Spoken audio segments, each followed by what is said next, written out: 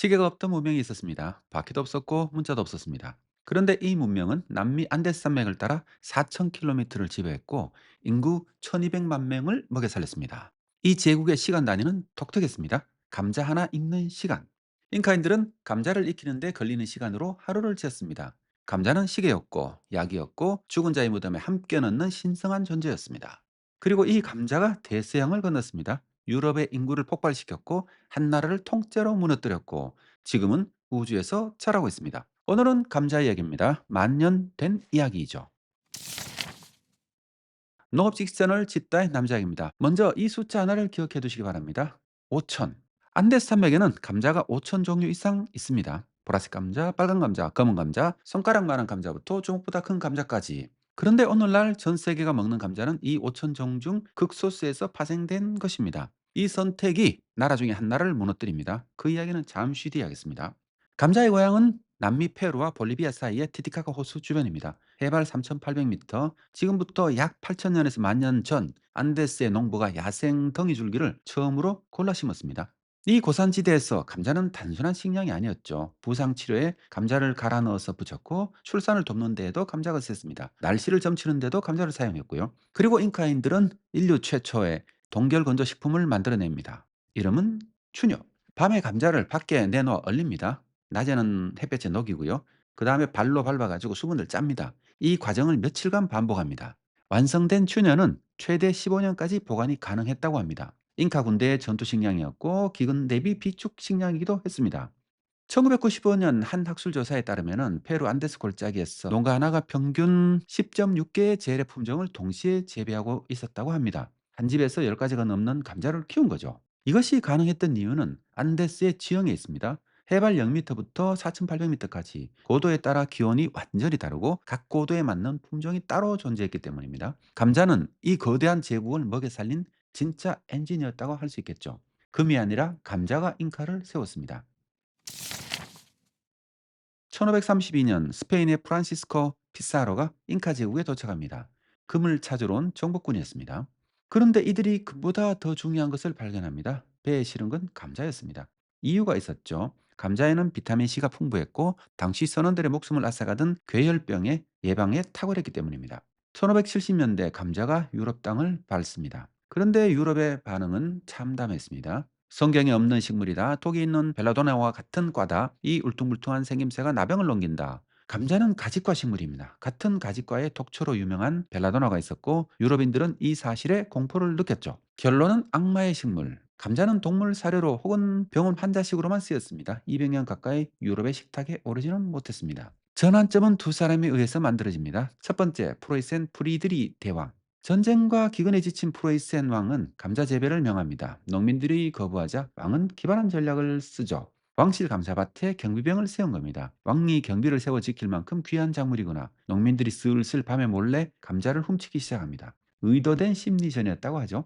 두 번째는 프랑스의 약사 앙투안 파르 망티에. 프로망티에는 프로이센과의 전쟁 중 포로로 잡힌 사람입니다. 감옥에서 감자로 연명했고 그 경험이 그의 인생을 바꿉니다. 프랑스로 돌아온 그는 루이 16세와 마리 앙투아네트에게 감자꽃을 장식으로 달게 합니다. 파리 외곽 40에이커에 감자를 심고 역시 경비를 세워서 시민들이 훔쳐가게 만듭니다. 시민들은 희한하게도 왕이 경비를 세워야 훔쳐가는 모양입니다. 그리고 감자로만 구성된 만찬을 엽니다. 참석자 중 한 명이 미국 대사 토머스 제퍼슨이었습니다. 이것이 미국 프렌치 프라이드의 기원이란 설도 있습니다. 이건 어디까지나 썰이죠.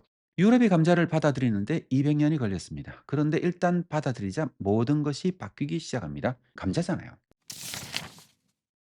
18세기 감자를 주식으로 채택한 유럽 국가들에서 인구가 급증하기 시작합니다. 아일랜드를 한번 보겠습니다. 1700년 인구는 약 300만 명, 1841년 820만 명, 140년 만에 거의 3배가 됩니다. 미국 MBER의 연구에 따르면 1700년에서 1900년 사이 구대륙 인구 증가율 변화의 약 22%, 도시화 증가의 약 47%가 감자 도입으로 설명된다고 합니다. 그러니까 유럽의 인구가 늘어나고 도시가 커지는 데는 감자가 결정적으로 기여했다 이런 뜻인 거죠. 대체 감자의 어떤 특성이 이런 일을 가능하게 했을까요? 첫째, 면적당 생산성이 압도적입니다. 1에이커의 밭으로 감자는 약 10명을 먹여 살릴 수 있습니다. 미르 2배에서 4배, 같은 면적에서 쌀보다 4배 많은 식량 에너지를 생산합니다. 둘째, 재배 조건이 매우 관대합니다. 해발 0m 해안에서부터 4,800m 고원까지 서늘하기만 하면 어떤 토양에서도 감자는 잘 자랍니다. 그리고 생육 주기는 90일에서 150일, 밀이나 쌀보다 짧아서 1년에 여러 번 재배가 가능합니다. 셋째, 영양 밸런스가 놀랍습니다.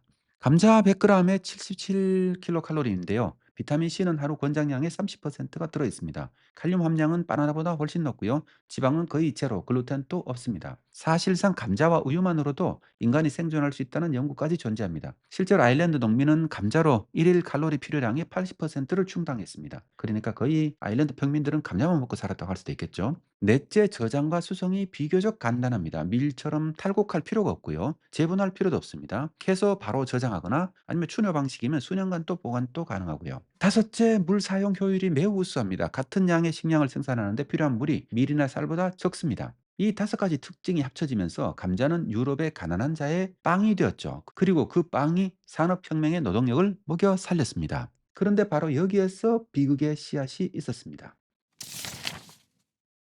19세기 초 아일랜드 인구 850만 명, 이 중 거의 절반이 감자에 전적으로 의존하고 있었습니다. 아일랜드 하면 감자였죠. 그런데 문제가 하나 있었습니다. 유럽 전체의 감자가 스페인이 안데스에서 가져온 극소수 품종에서 파생된 것이었거든요. 유전적 다양성이 극도로 낮았습니다. 아일랜드에서 재배된 품종은 사실상 아이리쉬 럼퍼라고 거의 품종 하나였다고 보거든요. 그리고 감자는 또 어떻습니까? 씨앗으로 이렇게 뿌리는 게 아니잖아요. 감자 그 자체를 뭐 이렇게 땅에 묻습니다. 그러니까 유전적으로 다양성이 없습니다. 1845년 감자 역병이 발생합니다. 그러니까 처음에는 감자가 유럽에 들어왔을 때는 감자를 공격할 수 있는 병균이 별로 없었겠죠. 뭐 적응 기간이 필요했으니까요. 근데 마침내 이제 이 유럽에 있는 병균들도 감자를 공격할 방법을 찾아낸 거죠. 그때가 1845년 감자 역병이 발생합니다. 학명 피터프라라 인페스탄스, 물곰팡이의 일종입니다. 이 곰팡이가 감자잎을 검게 만들고 궤경을 썩게 만들었습니다. 유전적으로 거의 동일한 감자들은 저항력이 전혀 없었습니다. 3년 만에 아일랜드의 감자가 거의 전멸합니다. 결과는 이렇습니다. 약 100만 명 이상이 사망했고요. 그리고 200만 명 이상이 아일랜드를 떠났습니다. 이때 미국으로 대이민이 일어났었죠. 그때를 배경으로 한 영화도 있잖아요. 타이타닉도 있고요. 또 아이리시 갱들이 또 유명했잖아요. 그죠? 그게 모두 이 감자와 관련되어 있습니다. 1844년 약 850만이던 아일랜드 인구는 1851년 660만으로 줄었고 이민이 이어지면서 1901년에는 440만까지 떨어집니다. 인구가 반토막이 난 거죠. 이때 아일랜드를 떠난 사람들이 미국 보스턴과 뉴욕에 정착합니다. 케네디 가문의 조상도 이 시기 이민자입니다. 아일랜드의 디아스포라는 전 세계에 약 8천만 명에 달합니다. 아까 기억하시라고 한 숫자 5천. 안데스에는 5천 종의 감자가 있었습니다. 유럽은 그중 극소수만 가져왔고요. 그 선택이 한 나라를 무너뜨렸습니다. 유전적 다양성의 상실이 얼마나 위험한지 감자가 인류에게 가르쳐준 가장 뼈아픈 교훈입니다. 지금 페루 리마에는 국제감자연구센터 CIP가 있습니다. 4,870종의 감자 유전 자원을 보존하고 있고 쿠스코 인근 12,000헥타르에는 감자공원에서 원주민 공동체가 전통 품종을 지금 또 지키고 있습니다. 이 이야기는 감자만의 이야기가 아닙니다. 다양성을 잃은 작물은 무너집니다. 그 비극을 겪고도 감자는 사라지지 않았습니다. 오히려 더 크게 퍼졌습니다. 2023년 기준 전 세계 감자 생산량은 3억 8천만 톤 이상이 됩니다. 150개국 이상에서 재배되고 있고 10억 명 이상이 일상적으로 감자를 먹고 있습니다. 여러분들도 아마 프렌치 프라이드를 드셨거나 하셨겠죠? 감자는 쌀과 밀에 이어 인류가 먹는 식량 작물 3위, 전체 작물 생산량으로는 4위에 랭크되어 있습니다. 국가별로 한번 살펴보겠습니다. 1위는 중국입니다. 중국은 어지간하면 뭐 대부분의 농산물이 1위가 중국이죠. 중국은 9,350만 톤을 생산했고요. 세계 감자 생산량의 4분의 1을 중국이 생산합니다. 중국은 2015년 감자를 쌀, 밀, 옥수수에 이은 제4의 주식으로 공식 선언했습니다. 2위는 인도입니다. 사모사와 알루고비의 나라답게 감자 생산이 빠르게 증가하고 있습니다. 3위는 우크라이나 2,140만 톤, 세계 최고의 흑토 체르노즘 토양위에서 자란 감자입니다. 맛있을 것 같죠? 4위는 러시아 약 1,900만 톤, 5위는 미국 약 1,800만 톤. 미국은 아이다호주와 워싱턴주가 감자튀김 제국의 심장이라고 할 수 있습니다. 여기서 흥미로운 반전이 있습니다. 생산 1위는 중국입니다. 그런데 수출 1위는 어디일까요? 네덜란드입니다. 인구 1,700만의 작은 나라가 감자 수출 세계 1위, 특히 감자 종자 시장에서는 압도적 지배력을 가지고 있습니다. 헥타르당 단수, 그러니까 헥타르당 생산량이 40톤 이상으로 세계 최고의 단위 면적당 생산성을 가지고 있습니다. 네덜란드 농업은 모든 게 다 놀랍죠. 수출 상위 3개국은 네덜란드, 프랑스, 독일, 유럽 3국이 세계 감자 무역을 지배하고 있습니다. 반면 수입 상위국은 벨기에, 스페인, 미국. 벨기에는 감자튀김의 가공 허브이고 전 세계에서 감자를 사들여서 튀겨서 수출합니다. 그러니까 식품 가공 산업이 벨기에는 잘 발달해 있죠. 그럼 1인당 감자 소비 1위 국가는 어디일까요? 의외로 벨라루스입니다. 연간 170kg, 하루에 약 500g의 감자를 먹는 셈입니다. 저도 벨라루스가 왜 그런지 굉장히 궁금하긴 하네요. 중국은 만들고 자국에서 대부분 소비하겠죠. 네덜란드는 생산해서 전 세계로 팝니다. 이 구조가 감자 산업의 현실입니다. 감자를 먹는 것만이 감자의 전부는 아닙니다. 감자 전분, 숨어 있지만 우리 일상 곳곳에 들어가 있습니다. 감자 전분은 옥수수 전분과는 성질이 완전히 다릅니다. 투명도도 최고이고 점도도 최고이고 맛이 없습니다. 곡물 향이 제로.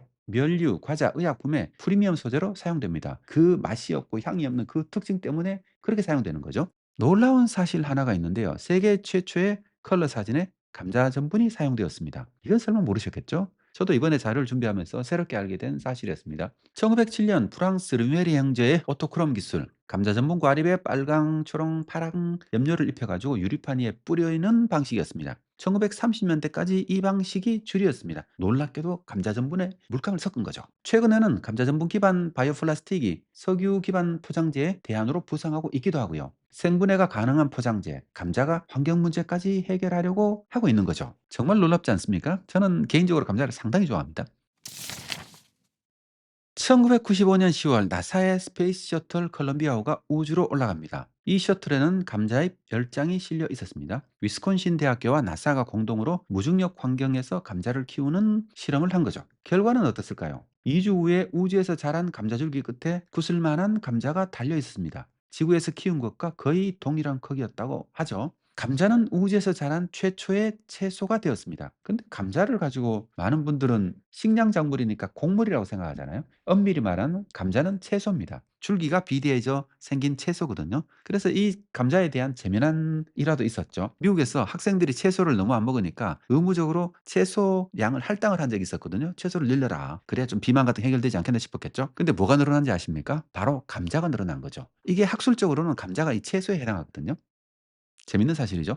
아이고 또 옆길로 샜네요. 자 다시 본론으로 돌아가겠습니다. 그런데 왜 하필 감자였을까요? 나사의 식물생리학자 레이먼 윌러 박사의 설명은 이렇습니다.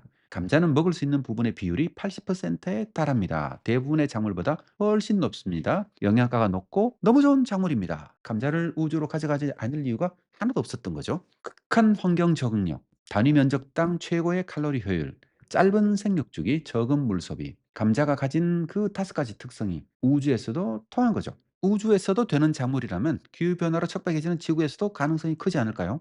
감자는 서늘한 기후를 좋아합니다. 앞에 말씀드렸죠. 적정 온도는 13도에서 27도, 30도를 넘으면 괴경 현상이 급격히 줄어듭니다. 그러다 보니까 기후변화는 감자에게도 위기입니다. 유럽에서는 2022년부터 24년까지 폭우와 가뭄이 동시에 발생하면서 감자 수확량이 최대 36%까지 감소한 사례도 있습니다. 그런데 감자에게는 다른 작물에 없는 무기가 있습니다. 감자는 C3 식물입니다. C3 식물은 대기 중 이산화탄소가 올라가면 광합성 효율이 높아집니다. 이른바 이걸 가지고 CO2 12 효과, 이산화탄소 12 효과라고 부르기도 합니다. 이건 비료를 땅에 뿌렸을 때처럼 이산화탄소가 높아지면 이게 생물이 잘 자라는 거죠. 일부 연구에서는 다른 C3 작물보다 감자의 CO2 반응이 더 크다는 결과도 있습니다. 여기에 2009년 감자 지놈이 완전 해독되었습니다. 12개 염색체, 8억 6천만 염기상. 이 데이터를 기반으로 내열성, 내건성 품종 개발이 가속화되고 있습니다. 크리스퍼, 유전자의 같은 기술도 적용되기 시작했고요. 그러니까 첨단 기술이 어떻게 보면 인류의 식량 문제, 기후변화 문제를 해결하는 하나의 대안으로 등장하고 있는 겁니다.